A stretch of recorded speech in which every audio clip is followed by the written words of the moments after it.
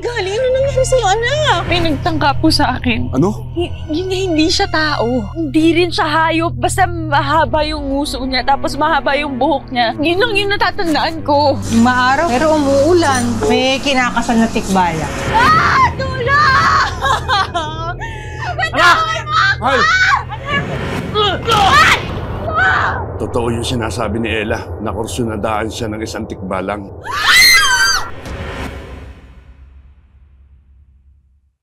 Exciting at nakakakilig para sa maraming babae ang panahon kung kailan nagkakaroon na sila ng mga manliligaw. Pero sa kaso ni Ella, ang nagkagusto sa kanya ay hindi raw tao, kundi isang kakaibang elemento. Isang tikbalang. Tulong! Tulungan niyo ako!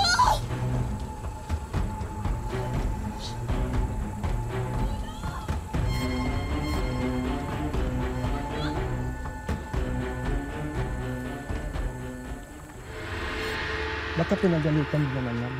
Sir, hindi po. Hindi po namin papagalitan yun. Tsaka mabait na bata po yan. Hindi naman po kami binibigyan ng problema ng anak namin.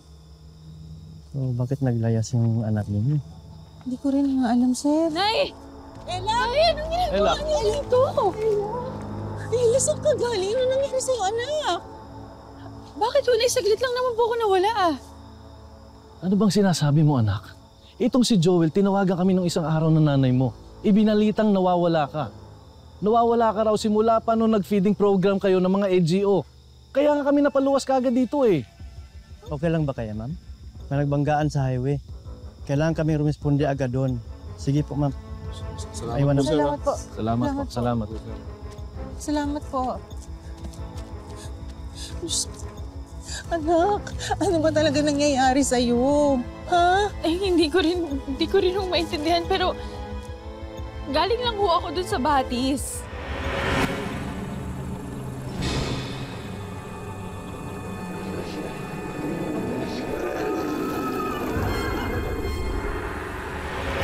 Tapos may nagtangka po sa akin. Ano? Namumukhaan mo ba siya? Kumanta sa akin yung hayop na yun pag nagkita kami. Hindi, Joel, mahal. Hindi siya tao. Ha? Hindi rin siya hayop. Basta mahaba yung nguso niya, tapos mahaba yung buhok niya. Yun lang yung natatandaan ko. Tikbalang? Anak, tikbalang yung nagpakita sa'yo. Pinagtangkaan ka ba nung tikbalang? Tikbala, Mirna naman. Lalo mo lang ginugulo yung isip ng bata eh. Anak, kung sino man yung lalaki na yan, ipapopulis natin yan. Tay, hindi po. Nagsasabi po talaga ako ng totoo sa inyo. Anak, mabuti pa, magpahinga ka na lang, ha? Kasi tingnan mo, nanginginig pa yung buong katawan mo, tsaka ang lamig-lamig mo. Hindi ka namin iiwan dito. Muna kami, hindi kami babalik ng Maynila. Sige po, Nay. Samahan ka namin dito, ha? Mahal. Gusto mo magpatingin sa doktor? Baka may nangyari sa'yo, baka may nakain ka. Hindi ko alam. Naguguluhan lang talaga ako.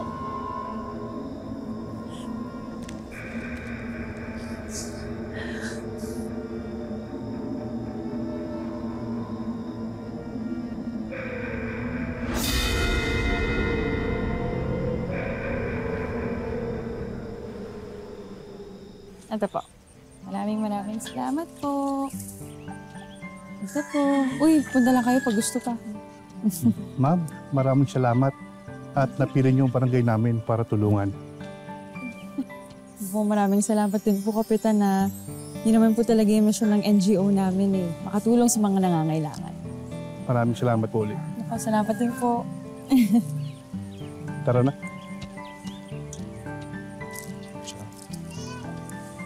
Nak.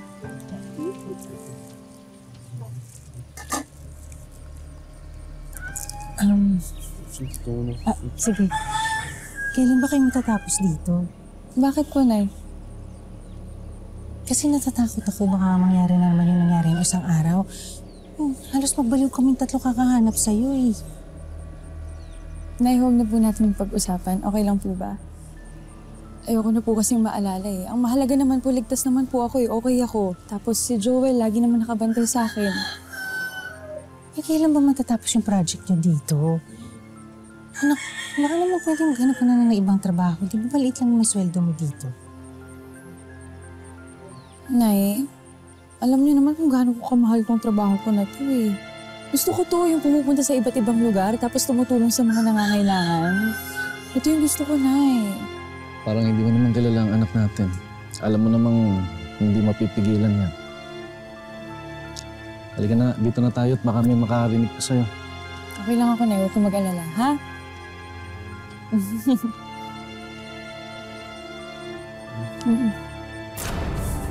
Magay pa tayo. Tara, tumang ka tayo.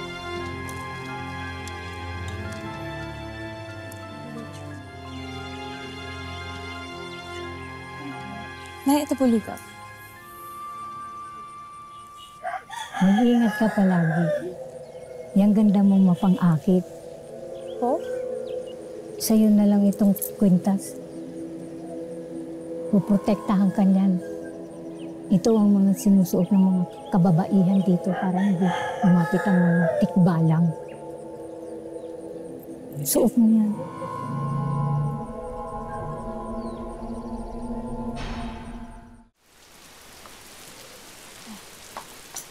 Maaraw, pero umuulan.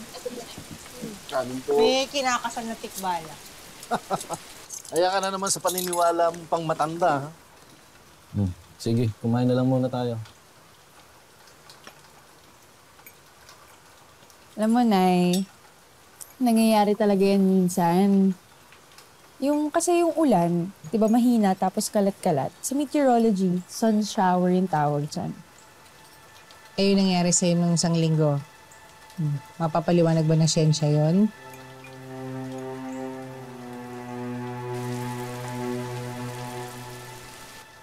Sigurado ka bang ayaw magpa-doktor? Huwag na. Huwag na, okay? Tsaka malayo naman na tayo dun sa lugar na yun eh. Yung mga nangyari dun, kalimutan na lang natin. Ha?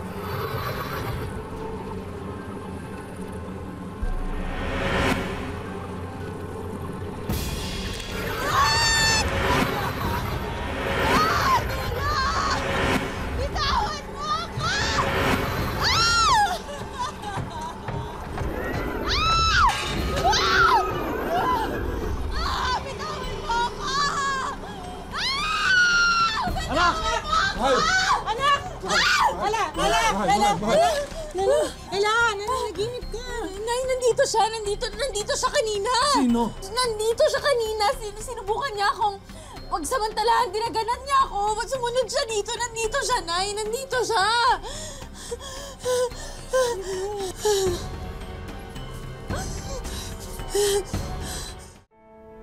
May nararamdaman ba? O may masakit sa'yo? Okay. Ito, nag-aalala na po kami kasi wala siyang ganang kumain. Tapos pag kinakausap po namin siya, ang tipid niya sumagot. Tatangol lang o kaya iiling. Kagabi po po yun, ganyan Responsive naman yung pasyente. Wala akong nakikita ng sakit niya, no? Meron bang nangyari sa kanya aksidente para mag-cause sa kanya ng trauma? Eh, yun nga po hindi ko kasi alam kung maniniwala po kayo. Pero sabi po kasi ni Ella, Nakita po siya ng tikbalang. Mira. Ano, tikbalang? Oo. Opo. Tikbalang di ho totoo yan. No, baka ho dala lang ng pagod, sobrang stress. I suggest po na magpatingin pa rin po kayo sa psychiatrist. Pero, obserbahan pa rin po natin siya ng mga ilang araw. Okay po? Salamat, Dok. Salamat. Salamat po, Dok, Na? Na?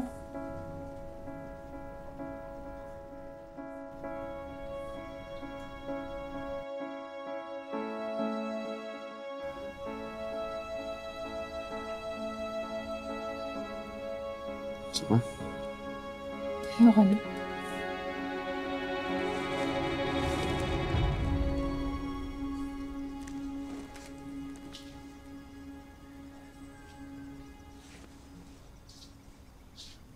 Ano, nakakain ba si Ella? Kunti lang ho, Tito. Wala daw po siyang gana kumain. Gusto daw po niya magpapag-isa muna. Kasi hindi pa natin dalhin si Ella sa albularyo. Ngayon ka na naman, Mirna eh. Sinabi ng doktor na wala naman sakit ang anak natin. Napagod lang siya sa trabaho. Ba't ba ayaw mo maniwala sa doktor? Kasi nga, mas naniniwala ko sa anak natin na totoong nakikita niya yung tikbalang tapos ayaw siyang tantanan. Ano ba? Tito, Tita. Mas maganda po ata, patingin na po natin si Ella sa albularyo. Ayoko rin po maniwala nung una, Tito eh. Kaso, wala naman po mawawala sa atin, di ba po? O diba?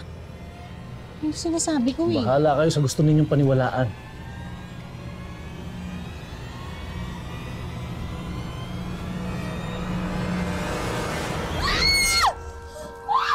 Uy! Lumayan mo ako! Ella! Lino, si Ella! Ella!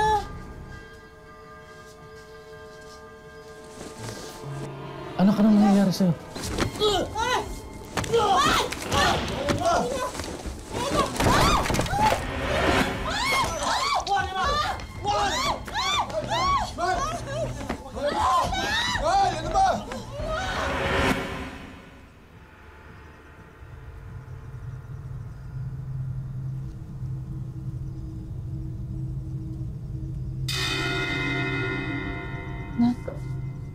Asan siya? Asan siya? Anak. Nagwala ka kanina. Sobrang lakas mo. Alam mo, nasaktan mo kaming lahat. Ha? Oo, hindi ka namin mapigilan.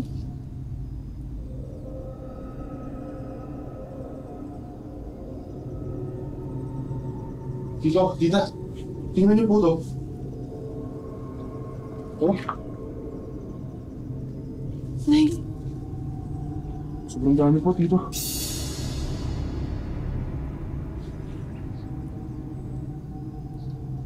Huwag ka ng panang kabayo.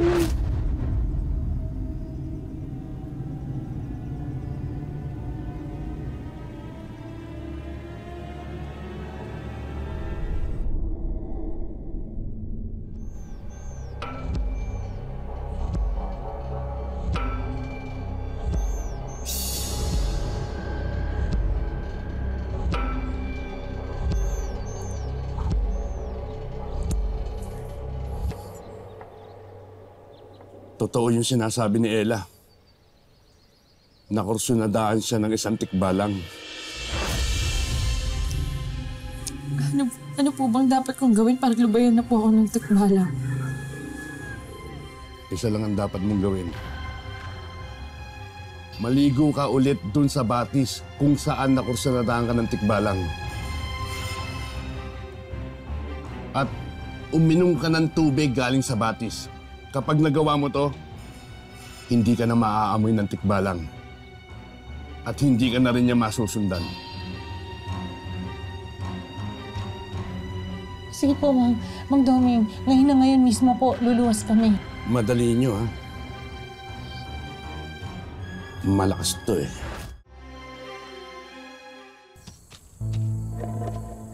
Gino! Oh, Galing na tayo dito kanina eh. Ito, nakita ko to eh. Nakita ko tong punong to. Ito mismo yon. Lumingon pa ako eh. Galing na tayo dito kanina. Maniwala kayo sa akin. Ay! Mira! Mira! Mira! Tita! Ayos lang ako, ayos lang ako. Okay ka lang po, tita? Oo, ayos lang ako. Nay, okay ka lang ba?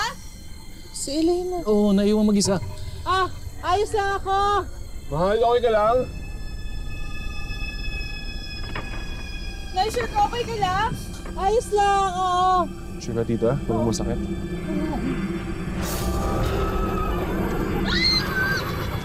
Mahal! Ella! Anak! Ella! Tulong! Tulungan niyo ako!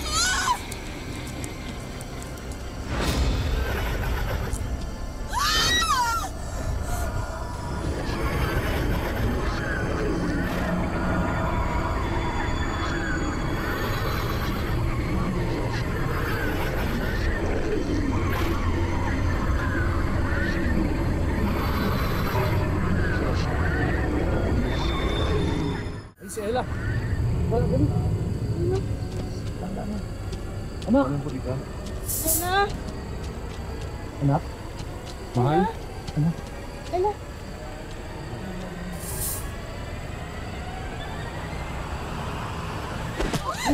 Ella! Ella! Ella! Ano ba? Mahal! Ano ba?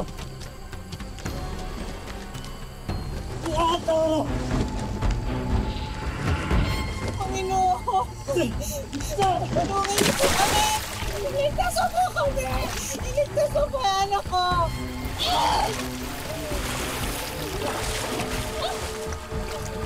Panginoon, tulungan mo po kami!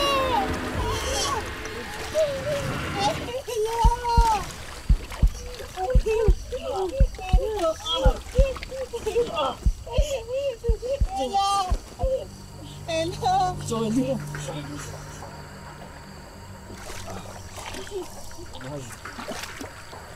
Joel! Joel! May tubig sa bati! Sipain mo na! Dali!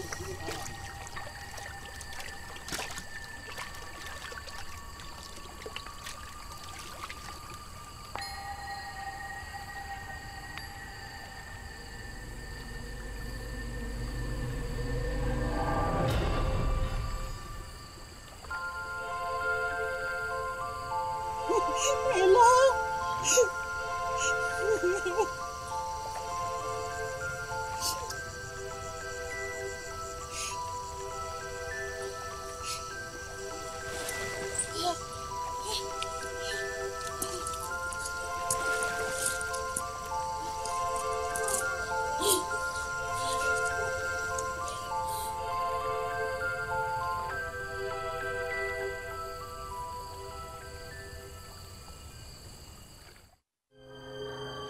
Ang kwento ni Ella ay hindi na iba.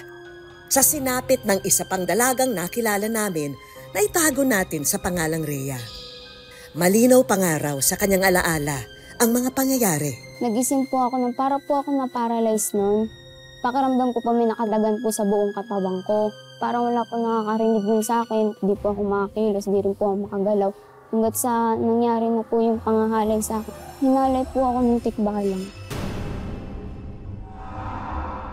Dahil dito ay matinding trauma ang naranasan ni Rhea na nakaapekto na sa kanyang pamumuhay. Pakiramdam ko po kasi kahit saan po ako magpunta, nandiyan lang po siya sa paligid ko. Hindi po ako makasunod sa mga pinapagawa po sa school kasi hindi po ako makapunta sa bahay ng classmate ko. Binubuhos ko na po sa pag-aaral kaya kay mama at sa kapatid ko pong bunso. Pinakausap namin siya sa isang psychiatrist para mas maipaliwanag sa kanya ang kanyang pinagdaraanan. Maaring siya ay may pinagdadaanan ngayon. Yung paniniwala na siya ay naghahasa ng isang tikbalang, maaari itong isang simptomas ng psychosis. Ito yung tinatawag natin na delusion or fixed false belief or hallucination. Hallucination, yun yung may mga pagkakataon na nakakaramdam, nakakarinig, at nakakakita ng mga bagay na wala namang katotohanan sa realidad. And maaaring may pinagmulan nito No, maaaring siya ay nakaramdam ng nakaranas ng isang trauma, depression, at kung ano-ano pa. Mahalaga na maintindihan ng kanyang mga magulang kanyang nararanasan or nararamdaman. It's always, the family comes first whenever we talk about mental health conditions. So psychoeducation is very important. Nilaan na rin namin ang araw na to para makapag-relax siya sa isang wellness spa.